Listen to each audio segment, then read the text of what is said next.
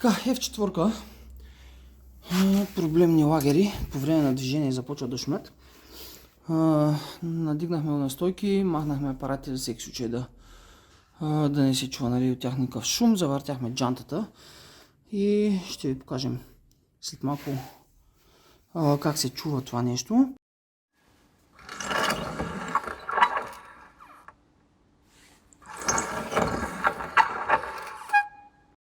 Сваляме джантата, за да можем да сменим лагерите. При сложена на джанта, първото нещо, което трябва да направите, е да развиете гайката на оста, болта на оста. Така, развиваме го. Развиваме тези 4 болта. Махаме апаратите от тези 2 болта и ги изваждаме, за да ни пречат. След това измъкваме оста и сваляме джантата. Така, първо има 2 дистанционни втулки. Ето ги, слагайте ги всяка от всяка страна, защото дясната е по-дълбока, лявата е по-плитка. Така, трябва да свалим симерините и след това от тази страна, вътре между двата лагера, тук има лагер, от другата страна има лагер. Между двата лагера има дистанционна втулка. Така, не знам дали ще се види, но е всъщност ето тази, като я натиснете и прави ръб. Така, трябва да я натиснете в единия край и с една ос надолу през тази страна трябва да избием навън от татъчния лагер.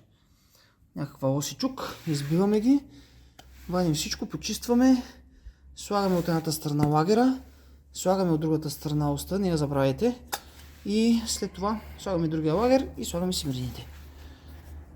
Слагаме 2 трубчета, за да може да сложим джанта така, че да не облягат дисковете. Вземем една плоска отвърка и много внимателно започваме да надигаме симерината. Така. Вътре е голяма мизерия. Те се чуват. Значи този лагер е просто от всякъде запил.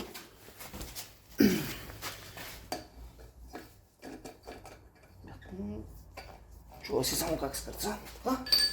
След това взимам такава ос, караме в едната страна, леко напъваме на една страна, за да може втулката да се премести. И ето, усещаме как гледаме в лагеря, започваме да причупваме.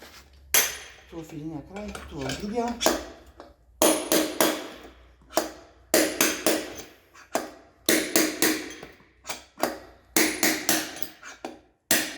Така. И лагерът излезе.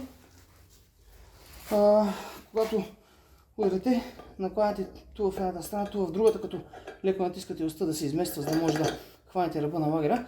Гледайте, го правите симетрично, за да може да излиза равномерно. Вижда се корозия, разбира се.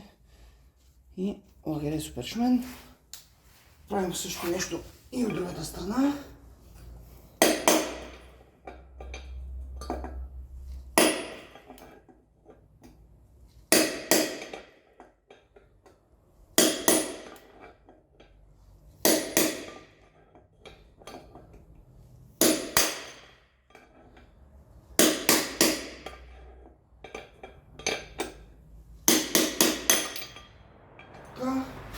И този лагер излезе.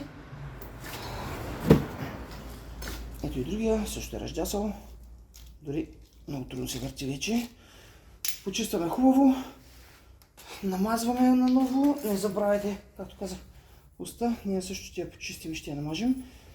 Когато сложите единия лагер, можете да го сложите с този лагер, да го набиете навътре. Когато го сложите, обръщате джантата, слагате втулката и набивате другия лагер. Слагате полека симерията от едната страна, симерията от другата страна и джантата е готова.